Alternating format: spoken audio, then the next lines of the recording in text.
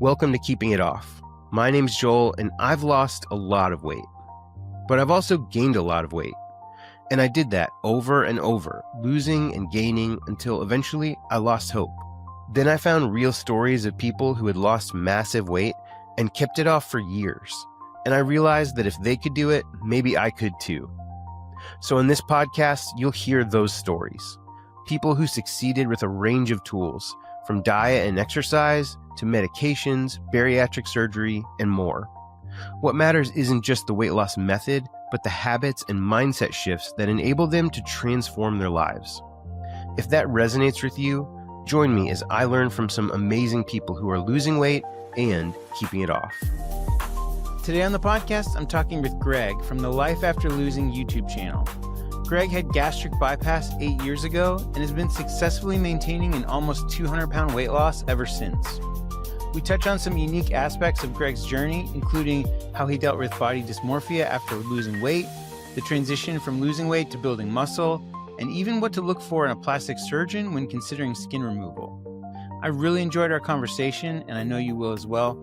If you'd like to support the show, you can share this episode with a friend or on social media, and leave a positive review wherever you're watching or listening.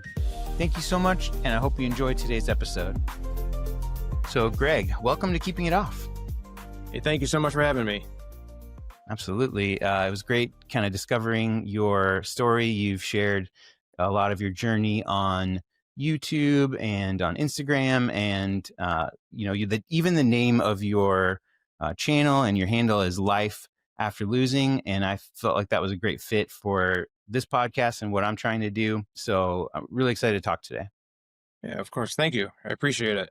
Before we get to life after losing, let's go back to life before losing. Talk a little bit about the earliest part of your journey, kind of before you had weight loss surgery and you started that process. Yeah, I was like an obese kid. And I think even looking at baby pictures, I was always, like overweight as even a baby. You have all the issues with growing up as an overweight kid, the bullying, the singling out from different things, and going into from a kid to a teenager to finally being in my 20s. And, I had my circle of friends. I, went out and did normal things that 20-year-olds do, but always a little bit more reserved than probably many, because I've always had it in my head, that I was different. And I think that when you're approaching 400 pounds in your 20s, there's a lot of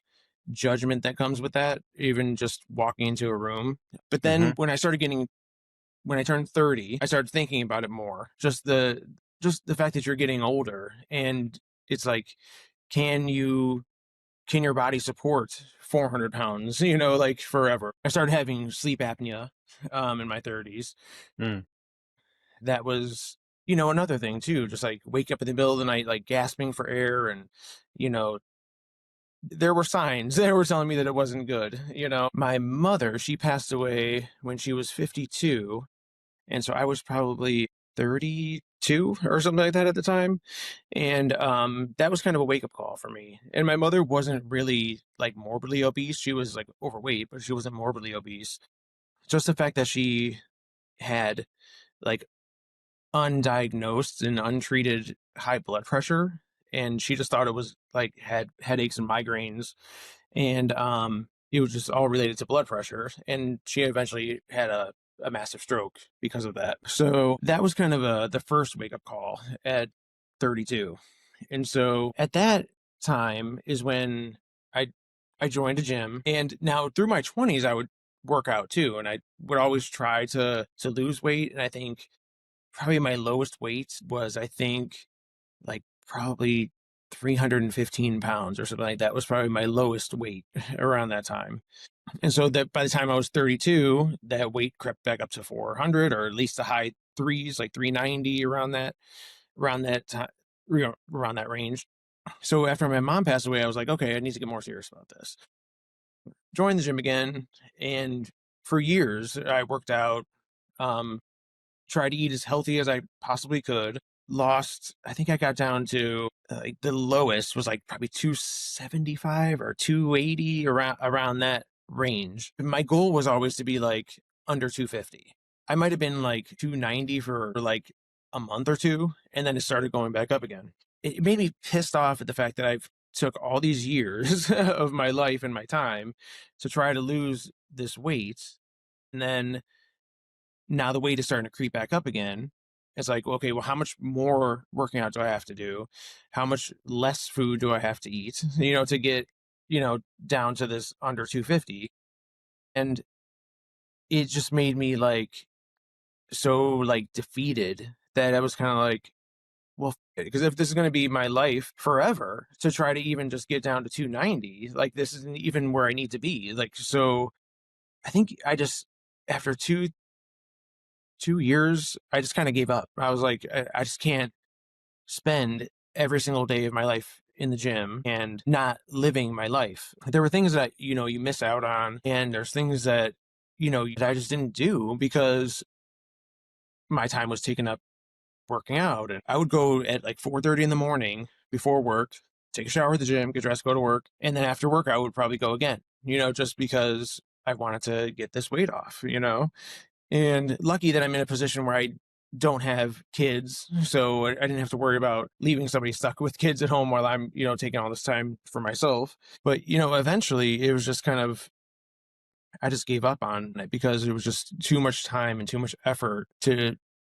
even just maintain obesity at that point. It wasn't morbid obesity, but I'm like trying to maintain just obesity at, after years of hard work. Real quick, I'm curious, like at that part of your journey, so you'd been, just sounds like fighting really hard to just lose this weight and to, I guess was it a number on the scale that you were chasing, or was it like a particular way to live, or what in your mind were you trying to like fight for?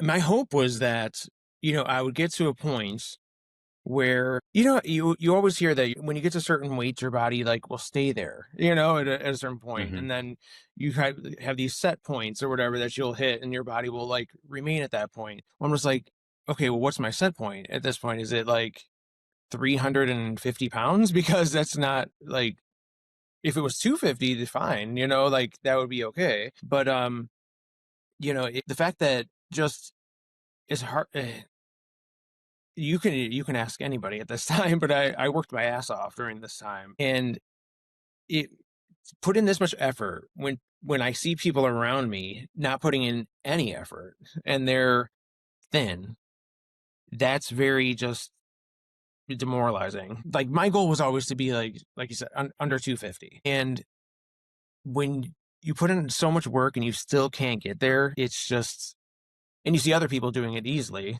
it's just kind of made me give up. Yeah, no, I totally relate to that. You just kind of resign yourself to like, I guess this is my life. This is it. And Yep. Yeah, Exactly. So obviously that wasn't just your life. You found a way around that. So talk about what was the next step after you were, kind of had resigned yourself to being this overweight person. What made it change? Oh, so again, the age thing is always in the back of my head, like the whole time. So, I live my life like normal, going out with friends, going on vacations, things like that. You have to worry about getting in a plane seat, like doing, things like that are always in your head. And then we went to Niagara Falls with some friends, and I think I was at my heaviest weight probably at that point. I was probably at the 420 range at that point. And I remember seeing pictures of myself during that time, and I just looked unhealthy. Like I wasn't just big. Like I had pictures from when I was in my 20s, like in the high threes or, mid threes. And I still looked healthy, but, but big. And then I saw these pictures when I'm like 35, and I just looked horrible. Just my skin was red, and, it just looked like bloated almost, like you're retaining water. Like there's just a lot of like things that I just was like, it's coming, like I could tell that I'm not, like I didn't have youth on my side at that at that point anymore. And so I was like, I need to do something about it. So I looked into gastric bypass. I actually work for a healthcare system. And so they offer that to their employees. So all different kinds, like there's not just necessarily gastric bypass, but any type of like weight loss, either doing it naturally that you can go to nutritionists and talk to dietitians and, things like that, or you can go a surgical route as well. And so I took the classes and, to kind of get more information about it. So I was probably I was probably 35 around that age, 36. And so even after that class, I was like, no, I'm not going to do it. I don't want something that's, I'm like, I'm only 36. I can do it myself. Like I'm just going to do it myself again. So I tried again and it was just like a year. I tried it for that time. I went from like 420 to like 380 or something like that. I was just kind of like I started getting burnt out again. And so I went back and, talked to um the weight loss management clinic again and decided that, surgery was probably the right path for me at that point, because I didn't want to keep doing it again. Like I didn't want to like be 50 by the time I finally figured it out and did it, I wanted to enjoy, the youth that I had left. And so I talked to them and it was still a year, probably from the time I originally talked to them before I actually had the procedure itself. And so I was back up to 395 or something like that by the time I did the original discussion with the surgeon. And they wanted me to lose 25 pounds, before I had the procedure and see if I could follow a diet. I think they'd try to test you, I think, to see if you could follow like a diet plan from the nutritionist and see if you can do it, at all. And then so I did, and I lost the 25 pounds. I was scheduled for, the surgery in like 2017. It was tough to make the decision. Like I didn't want to. Like even now, there is a part of me that feels, and it's sad because I don't think about it this way for anybody else except for myself. But I do think that I did fail a little bit at it just when it comes to weight loss, just because I had to have surgery at all. Like I wish I didn't have to do it at all, but I did. And it's, just a part of my journey and it's just part of what I had to do. I don't have any regrets about it now. I just wish that I was able to have done it without having the procedure. Yeah, I resonate with that because I had, like you had previously lost weight without surgery, and I felt like at a basic level, the idea of calories in, calories out it's basic, kind of physics. Like it does work. If you burn more calories than you consume, then you will lose weight. And there's a basic law there that feels like, well, I should be able to get a handle on this. I should be able to, get this to work. It seems like you said, you compare yourself with others. It feels like it works for other people. Why can't it work for me? I guess, because this podcast is not just about bariatric surgery. It's also, there are other people that have been on the podcast and will be on the podcast that have done different methods, whether that's diet and exercise or, some of the medications, the GLP-1s and things like that. But bariatric surgery at the end of the day is just a tool, because we know that people do regain weight after surgery. It's not a magic fix. You eventually decide to have surgery, and just talk a little bit more about like that acceptance for you that like, this is the method that I'm gonna, that might work for me. Like, was that a hard process to go through, or what, or was it you at that point in your life, you were just like, this is my only option? Both. I definitely felt at that point it was my only option, but I also, I think until the end, I just think that it was just more, I was embarrassed that I had to have it done at all. I think that was like the hard part for me, is just accepting that that was my path.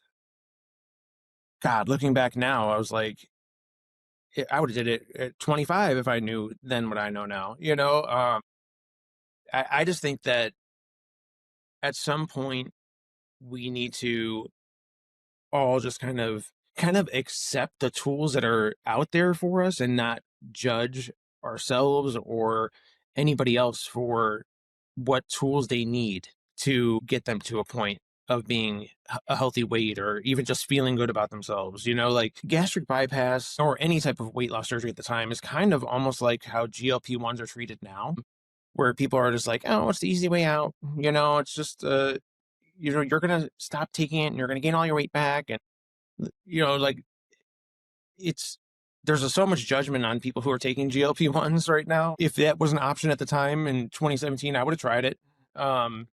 So I have no judgment for anybody who's going to try something to make themselves better physically or even just, in regards to their health or their physical appearance.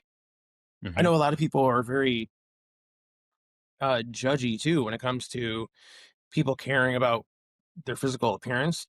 They're like, oh, well, you need to do it for your health. You need to just focus on your health. And it's kind of like, why? There's so many other things that in your life can benefit. It's not just necessarily your health. Doors open, for you. There's nothing wrong with acknowledging that. There's nothing wrong with acknowledging that career opportunities are better, if you're a healthy weight. Your options for relationships are better if you're a healthy weight. That's just the reality. I think that we need to stop judging people, for how they get to that point.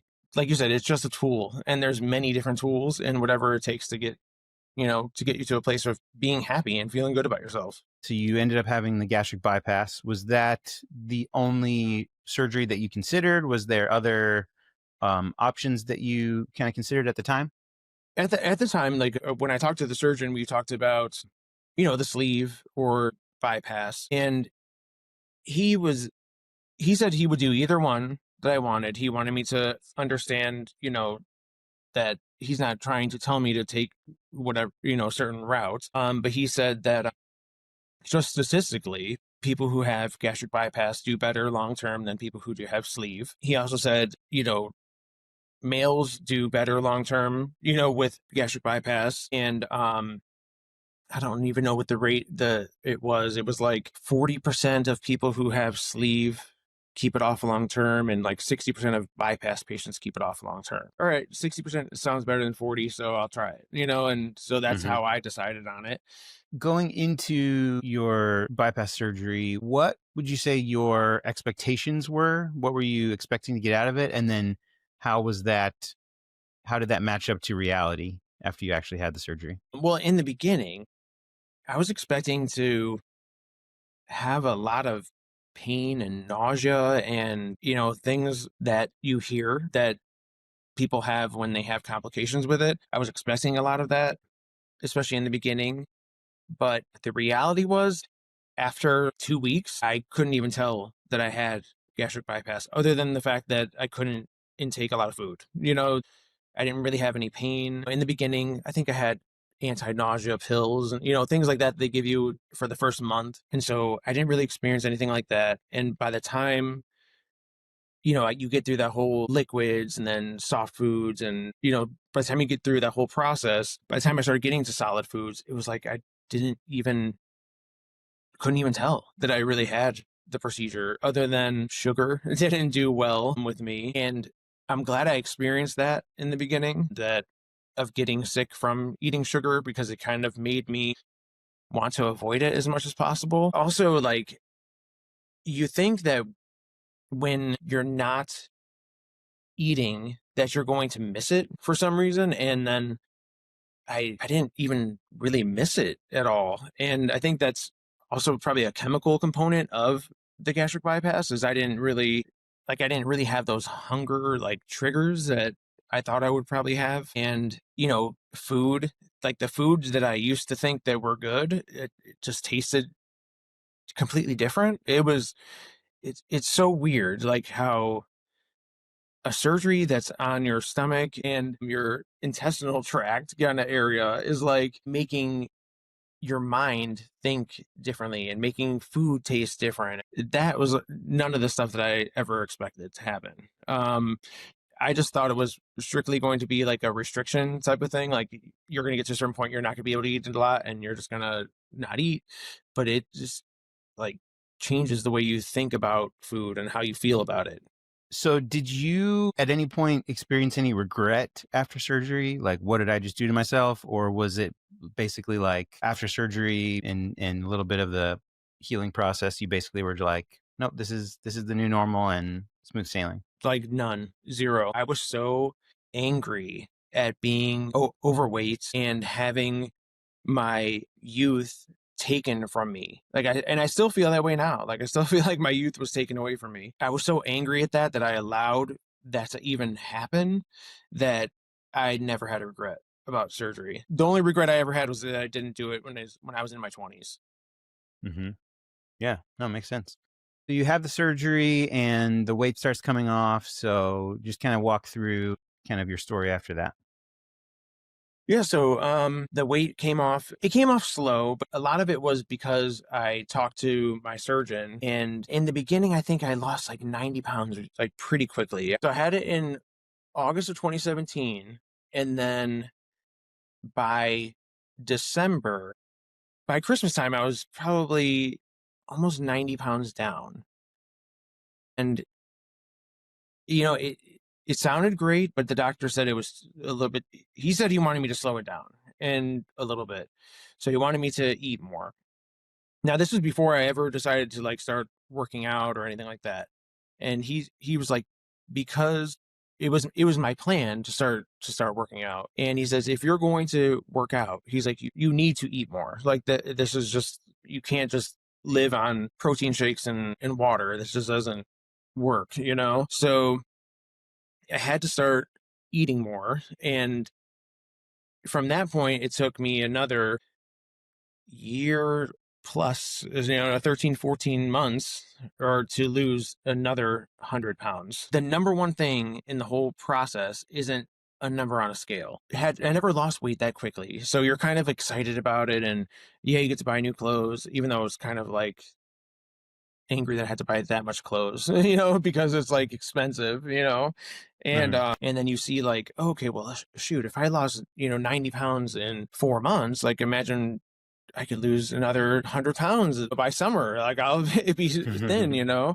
It's not about the speed or the number on the scale. At the end of the day, it's really about getting to a healthy weight in a healthy way. You don't want to just starve yourself thin. And I was concerned about losing muscle and,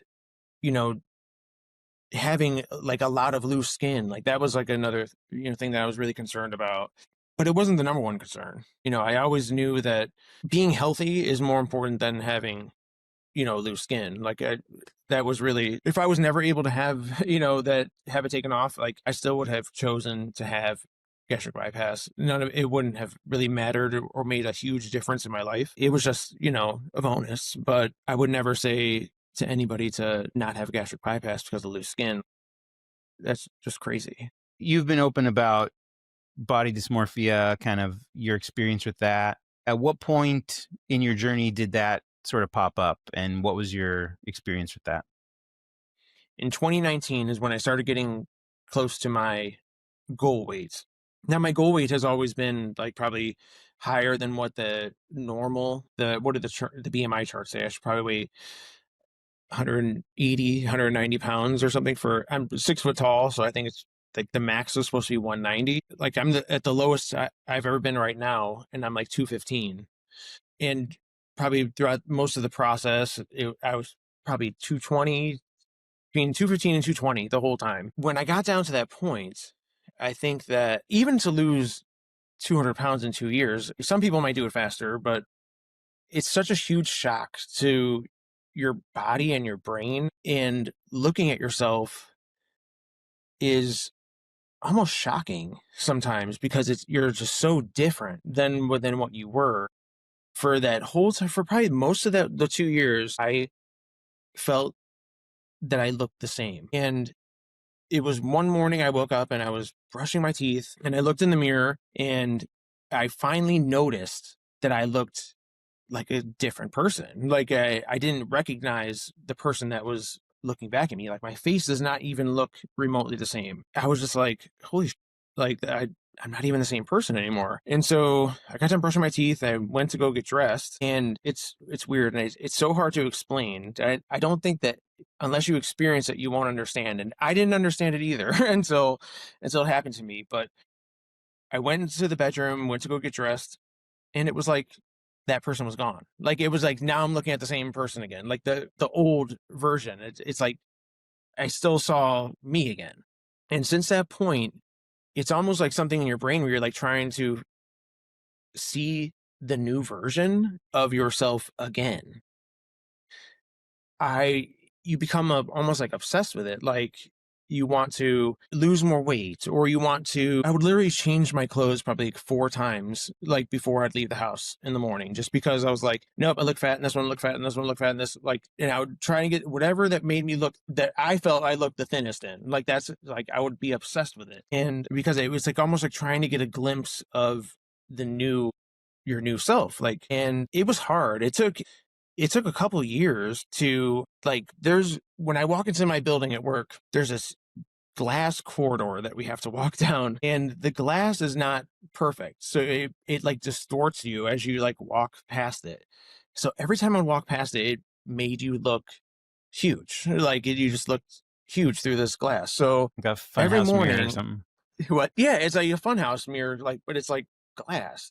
And so I would, get ready for work in the morning, think I look all right, and then go to work, and then you'd walk past this glass, and you're like, I look the same. Like, all this work and effort is like pointless. I don't look any different, And even though it's like the glass that's making you look like that, it's like it's like I was viewing my old self every single morning for such a long time. And no matter what anybody says to you, it doesn't change how you see yourself. And the only time I could see difference is when you take a side-by-side photo and you put the old one and next to a new one, and you're like, okay, I can see it now.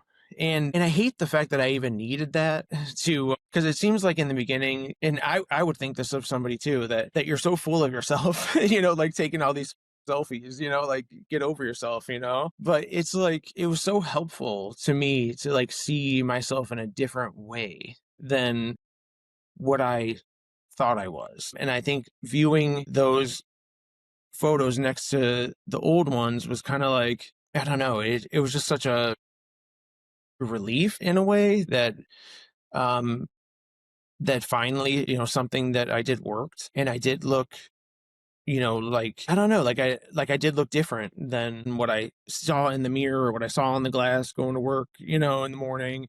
And yeah, it was helpful for me, even though, I mean, I don't do it now. No, I think that's actually really a cool insight, because I think when a lot of people, at least when I think of before and after photos, I think a lot about how they're for other people. Like, we make them almost to show off and be like, look what I did, and it's sort of, and it's showing the world like, this is cool. But it's a powerful thing when it's for yourself, and you can you have that evidence of like, no, this is actually working. The stuff that I'm doing, the sacrifices I'm making, the journey that I'm on is actually worth it. I'm actually proud of my progress. It's really funny. cool. Like I used to think that too. It's like, these people are so full of themselves with these freaking selfies and stuff like that. But I'm like, now when I see them, I hit like on every single one, because I'm like, I understand exactly what they're doing and what they're going through. And you know what? If they need some validation, good.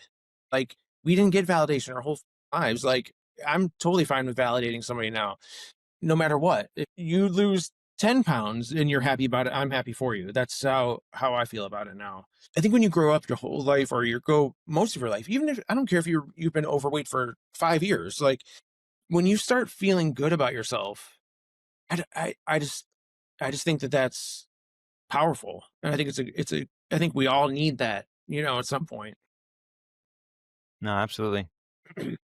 So I want to talk about, you not only had a weight loss journey, you had a fitness and health journey after that. So I guess, what, if you're thinking chronologically, after you said you took about 2 years to lose weight, Mhm. what did it look like when you started focusing more on, you know, strength training or building muscle, building fitness? What did that journey look like for you? The strength training like happened probably it's 2017, probably towards the summer of 2018. So I took almost a year off, like just a year of just learning how to eat, learning how to just live with gastric bypass. I'll be honest, I think that a lot of emphasis, a lot of people don't emphasize enough how important it is to relearn how to eat and how to live with that new normal. And I think if you jump into weight training or a very like vigorous like fitness routine too soon, I think that you kind of derail the things that you need to learn because you eat differently when you're strength training than when you're just focusing on losing weight and learning how to live with your new norm.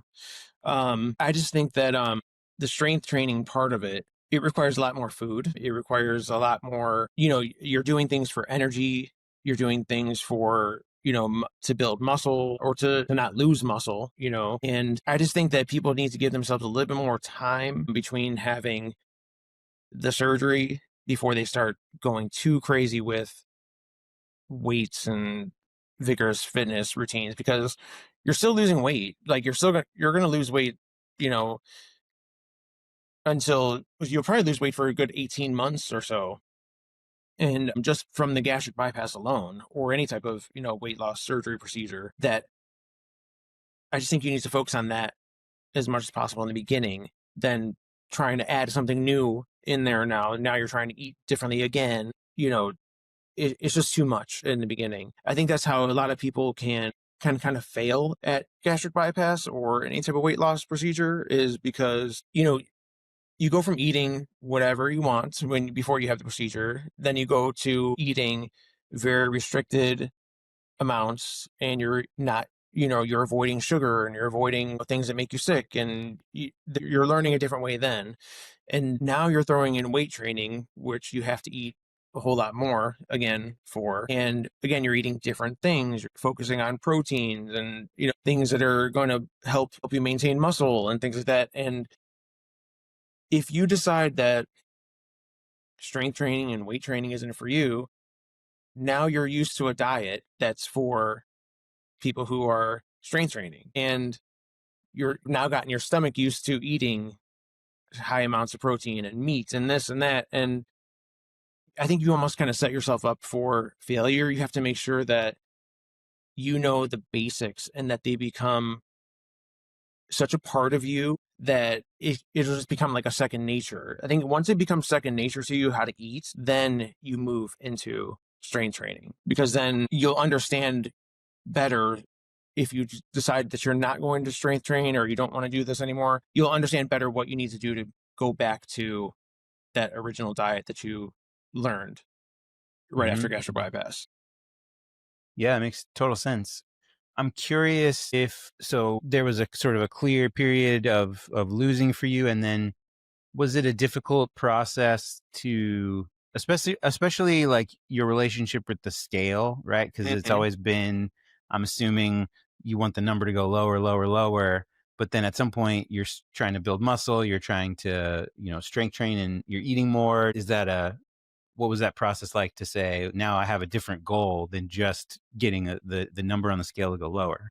Yeah, you said it perfectly. Like that's exactly why I think that people just need to focus on the gastric bypass and learning how to eat. Because the reason why it took me the full 2 years is because a year later, I was doing strength training and that does mess with the scale. Like even to this day, the scale fluctuates for me. It can fluctuate 8 pounds in a day. That's water retention. That's, like whatever the case is, like the scale is never linear. It's always up and down. And it's been like that since I started weight training. And I think that people need to understand that weight training it makes your weight fluctuate.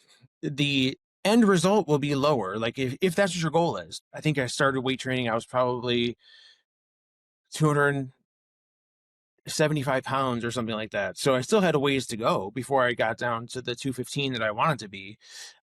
But that, 50, 60 pounds, is take a lot longer to lose because you're trying to also build muscle at the same time. And your body is responding to, it's retaining water, and you're also kind of, your body also kind of knows you're kind of starving it at the same time too. And you're like trying to counteract it by like eating more protein and drinking protein shakes and things like that. But your body has gone through a lot of shock from the surgery to begin with, and then all of a sudden you're adding something new that, I mean, let's be honest, most of us probably never did that before we had gastric bypass.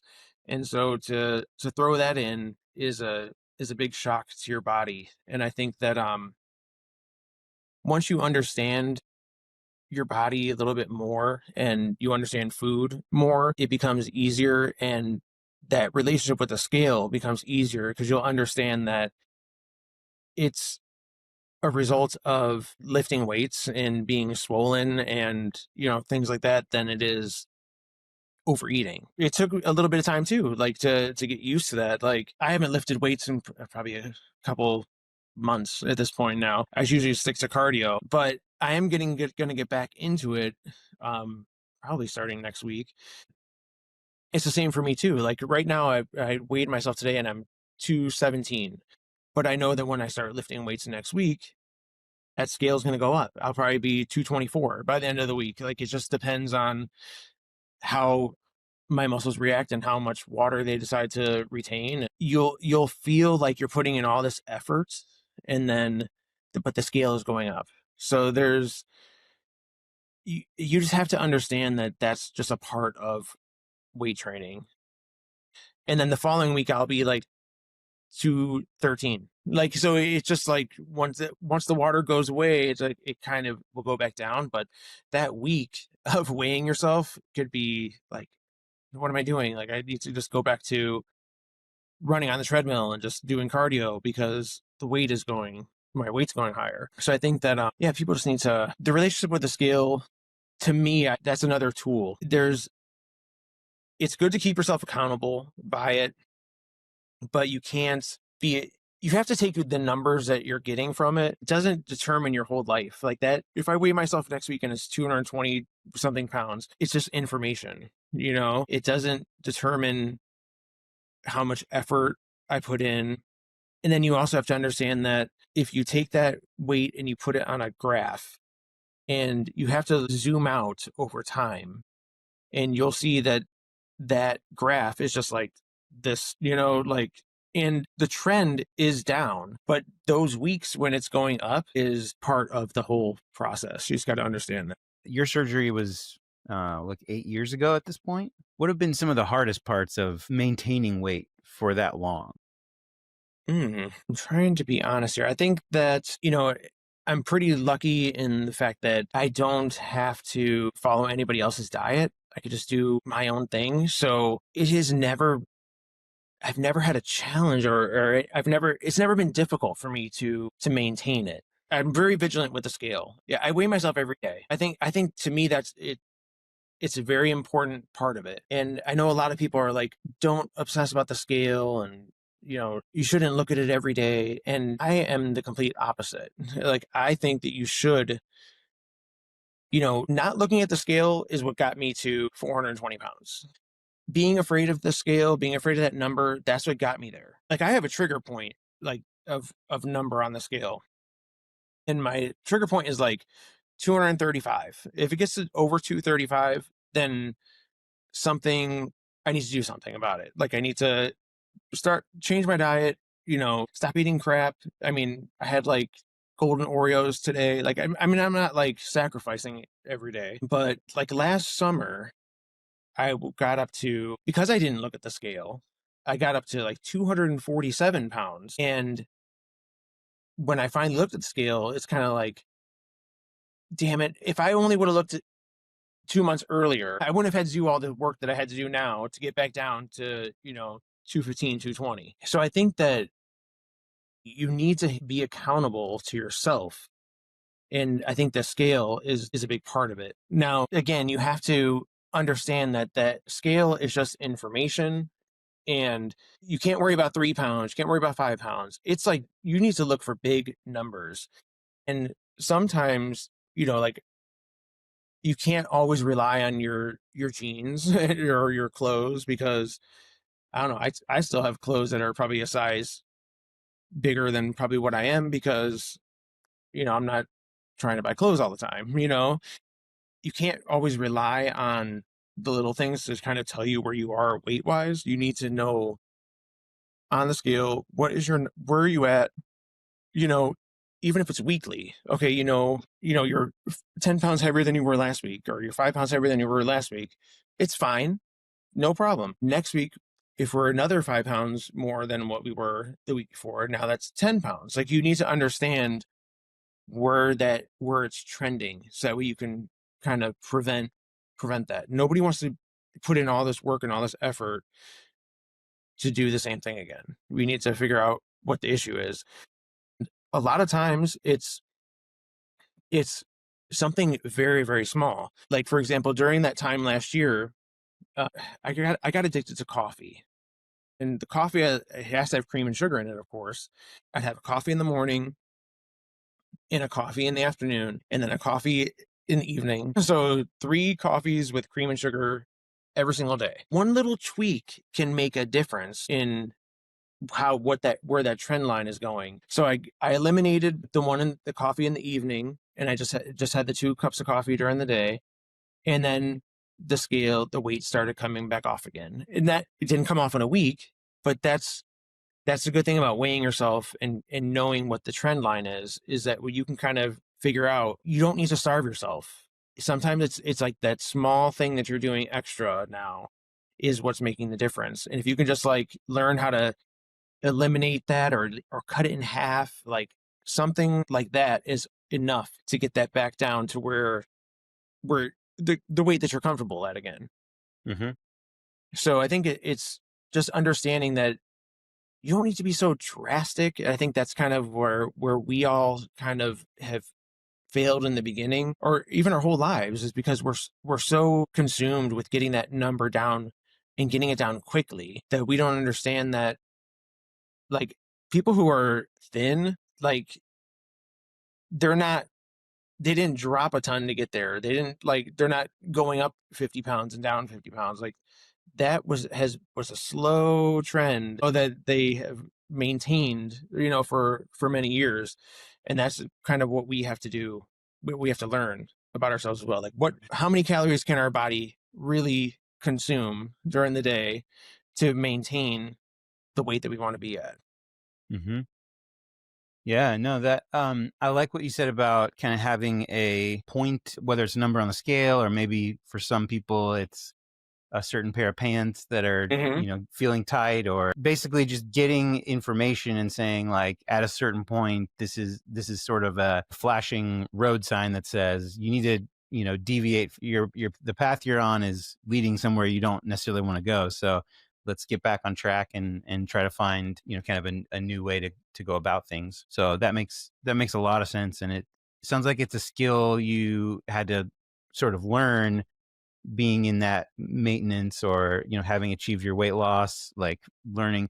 So I guess, what are some of the other things that stick out to you that are skills you've had to develop as you've maintained this weight after losing it?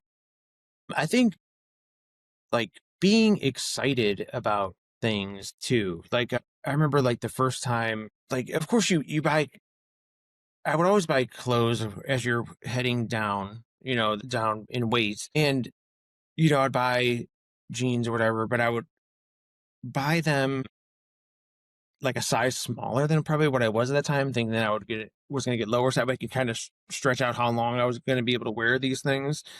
Um, but I think once you finally get down to a weight that you're comfortable with, and you buy clothes that actually fits you, it's kind of exciting to be able to, like, buy things that you actually like, or that you saw that other people wore that you feel you couldn't wear before. To me, that in it it's not nothing crazy. It's just like a shirt from like Amazon or something like that. It's not about spending tons of money on it, but just like getting excited over that little thing of just buying something that you like, or that's something that you didn't think you could wear before, or I don't know, something that just makes you feel good wearing. I think that is something that has helped me keep it off too, is that just knowing that there's things in my closet that 10 years ago I would have never been able to wear, or and it's not even that like you can't wear it. It's just like there's there's just hardly any options. Sometimes like when you're overweight, there's not a lot of things that are stylish for people that are morbidly obese. It's like, Mm-hmm. I mean, I shopped at the Big and Tall store most of my life, and I'm like, damn, if they can only get some designers in here that would design some, better clothes for these poor people. Like, I feel bad that like that's how they think of us, is that we're like unstylish They'll people. just wear whatever tent we chop Yeah, up whatever they'll and just give you. Here you go. This is what we're yeah. gonna give you because we have a ton of fabric of this, so we're gonna make this for Right. you. Like Right. it's just I don't know. Like sometimes I'm like I get irritated when I go into some of those stores. Sometimes that's how they think about obese people, that we don't have any type of style, or we don't want to look a certain way. I think once you're able to find your own unique sense of style, because I don't think a lot of us had that either. My friends, when they were young, they were able to experiment with like different looks and different styles, and you know I was never able to get into that kind of stuff because there was no name brand cool jeans that were going to fit me, so you never get to discover who you are. And I think once you start figuring out who you are, it's so motivating to make sure you maintain that. It's exciting to like finally discover who you are. Yeah. No, that's cool that you mentioned that. I've noticed even myself, for some reason I'm more interested in, like, I've always liked tattoos. I got a few tattoos when I was younger. I always thought like, eventually I'll have more tattoos, but Mhm. I think I never did it because I never really felt like I wanted to like show off any part Yes, of my body. And exactly. so now I'm more interested in that. Like got a tattoo recently and I'm like proud to show it off. And I'm like, it's a cool thing that almost like accessorizing my body. Like I'm more proud of my body because I feel more confidence in it. Talk about that. Like other than the number on the scale, like what are the other benefits you've experienced as a result of losing weight and other transformations that you've, had in your life? The whole like discovering, yourself thing is like I like to do like work on cars and stuff like that. That is not easy sometimes when you're 400 pounds either.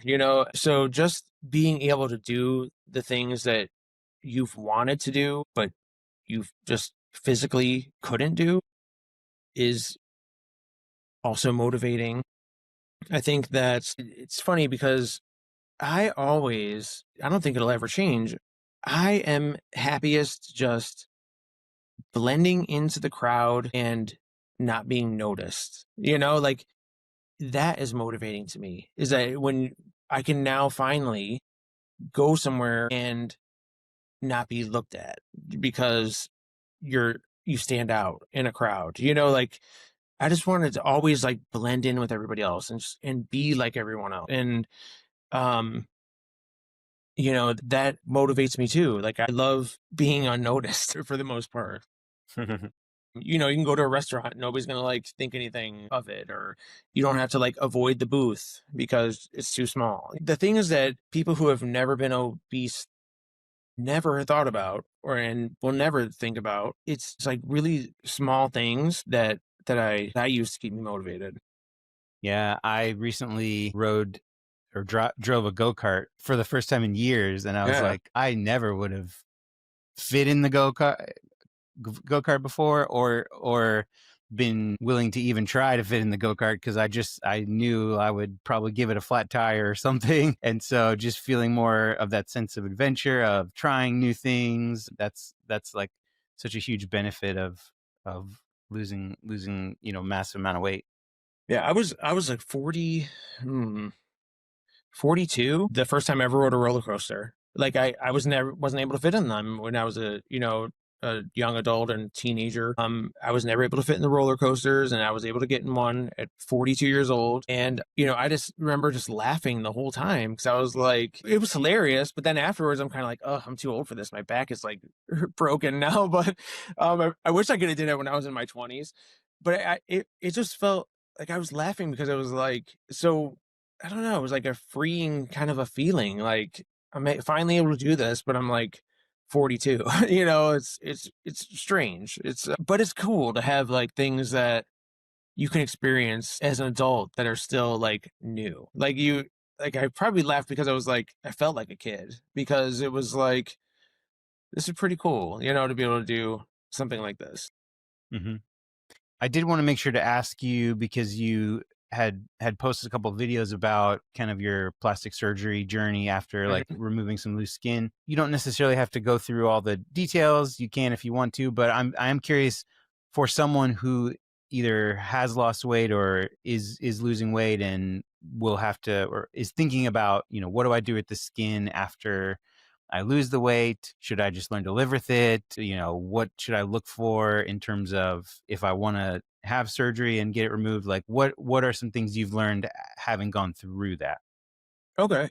Yeah. So the first thing I would suggest people is if you're going through the weight loss process, and this is something that was told to me by my gastric bypass surgeon, and I think it was a huge help. He said from the beginning, you should start wearing compression shirts. He said that will help with your skin retracting as you're losing weight. So you'll buy those as well as you're going through the process because you want them to be tight and you want to wear compression shirts from the beginning and drink tons of water, just to help with the elasticity and whatnot of your skin. But I think like I had loose skin, but it wasn't terrible, like, and I think a lot of it was because of what the doctor told me in wearing compression shirts. Like my skin never had a chance to like hang because it was like being supported almost by a compression shirt. And I think that was a big help. But then, losing almost 200 pounds, there's no avoiding it. And so do I think that you should get cosmetic surgery or plastic surgery? I think that people need to do whatever they feel most comfortable with and what they can afford. And I don't think that there's anything wrong with not having it. I think that, like there's sometimes when you like, there's some people that do have hanging skin where it is affecting them and it is getting like infections and, there's they have to clean themselves as certain ways and make sure that it stays dry. And there is health effects to, depending on the amount of skin you have, there could be some negative effects to it. But I think that, I had it done again. I don't have any children, so I wasn't taking anything away from anybody else by doing it. Would I go into debt for it? No. Would I, um, put off buying a home or something because of it? No. Like it's not that important, but I think for me, it was just another thing to keep me motivated to keep the weight off. I did that in 2021 is when I had plastic surgery done. I did a lot of research on the person doing it before I had it done. One thing I would suggest is that you make sure that whoever's going to do your plastic surgery, that they know how to work on a body that has had massive weight loss. I think that there's a lot of people who are doing it for cosmetic reasons. Like it's a completely different thing for a surgeon to give somebody breast implants than it is to do skin removal. I think that there's different types of surgeons that, you might be a plastic surgeon, but if that's not your specialty and it's not something that you do on a regular basis, you might not get the results that you're after. So I remember going to one of the plastic surgeons here, and I said, I would like you to show me some pictures of some men's bodies that you have done, like before and after pictures of men's bodies. And he could not show me any photos of things that he has done on men's bodies. He shows me pictures of men before and after photos of men's bodies, but those weren't anything that he has done. So to me, it was important to have somebody that knew how to, or that had experience working on male bodies. And then the bonus would be if they knew how to work on massive weight loss patients that also were male. That would be nice too. Mm-hmm. So there's not many people out there who do that. So after researching it, and I got flack for this too, but it ended up being very good. I actually found a surgeon who's based out of Tijuana, Mexico. And so after doing my research with that, a lot of the first thing in your mind is like, oh, Mexico, I'm not going to Mexico to have plastic surgery. Sounds, like I'm going to die there, or they're going to take a kidney or whatever, you think those kinds of things. And because I worked in healthcare, I was kind of like, you judge it because it's like, it's Mexico, and, no, I'm in, Cleveland, we have some of the best healthcare facilities, blah, blah, blah, like I don't want to like downgrade myself and go to Mexico, but it was pretty awesome. I will say that.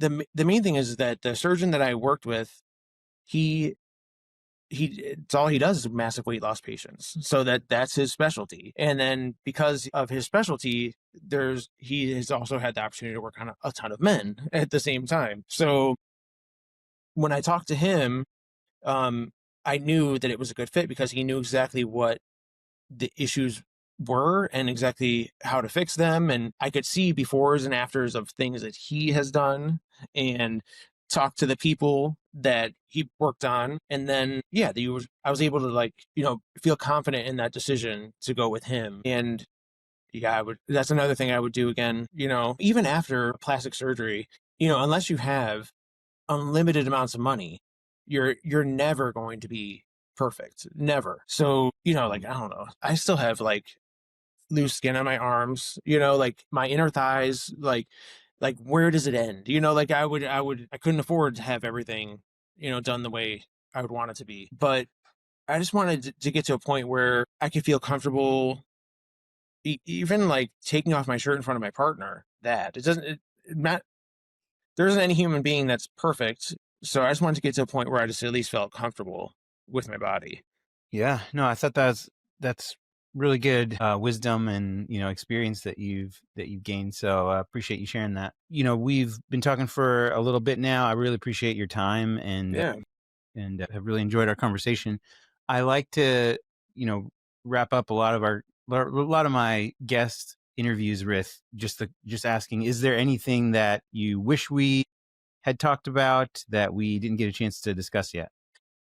Just know that no matter what you do, no matter what size you are, no matter plastic surgery, no matter what, there's always going to be people out there who are judging you for something. And the main thing is you have to remember is that you're doing it for yourself. You're not doing it for anybody else. And that's, what you think about you, and at the end of the day, is the most important thing. There isn't anybody that can, you shouldn't allow anybody to take any type of win that you have. Don't let them take that away from you. If you lose weight on a GLP-1 and you feel good and somebody has something negative to say about it, you know what?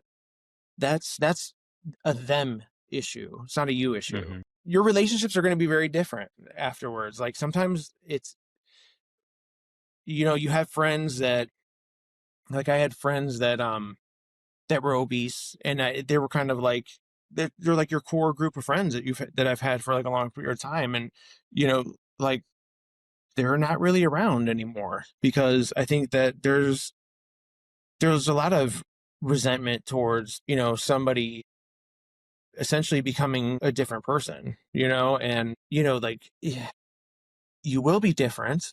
Your core is still the same, but because you can do things that you weren't able to do before, you are different. And eventually like the people on the outside see it first. Like they're the ones who will start seeing those changes first, and they're going to see that you're different and you act different and things of that.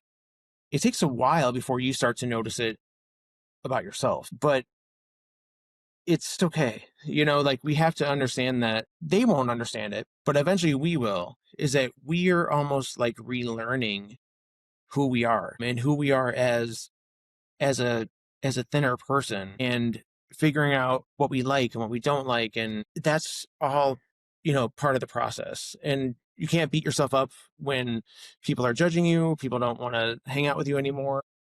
You just have to understand that it's part of the process too. You'll find new things that you enjoy, and new people that you enjoy as well. Yeah, that's really inspiring. I think, having interviewed a few people now that have successfully kind of lost weight and maintained it, it feels like a thread that I see throughout is just people basically having to become a new person. It is like it is a transformation. You're not just having, whether they had surgery or whether they, had diet and exercise, or even GLP-1s. If someone is successfully moving from, consistently being morbidly obese to being consistently at a healthy weight, that's a massive change. That's such a huge transformation. It's not common. It's very rare. And so that person has gone through really massive change, and they really have become, a new person in a lot of ways. So it's cool to hear that in your story, and really appreciate you coming on and sharing, all of the parts of your journey. So where can people find you online if they want to learn more or kind of follow what you're doing next? Yeah, so I am on Instagram, Life After Losing on Instagram, but my main focus is my YouTube channel. And so on there, I've had that channel for probably 3 years now. So it's like 2 years ago, I was making videos about weight loss surgery and about my experiences that way. And now I'm more focused on other people and other like celebrities, and who have inspiring stories and who have done things to pivot, and either like pivoting into like the fitness realm. Like Richard Simmons was always like a fitness person, but like people like Jane Fonda and Suzanne Summers and things like that way, just to kind of show people that it's not just us that have to pivot, that even celebrities a lot of times have to pivot and discover who they are in a completely different way as well. Mm-hmm. Yeah, that's awesome. It's you got some cool content out there. Definitely recommend people go check it out. Life After Losing on YouTube, and I'll definitely link that in the show notes, and as well as your Instagram. So, Greg, really appreciate your time today. Thank you so much for talking, and I hope you'll come back. Of course. Thank you for having me. I appreciate it. If you're still here, a few quick things before we end. If you found this content helpful or valuable and you'd like to support the show, there are 2 ways you can do that. First, you can help grow the audience by sharing this episode on social media, or even send it directly to a friend that you think would enjoy it. Second, you can leave a 5-star review on whatever podcast app you're listening with.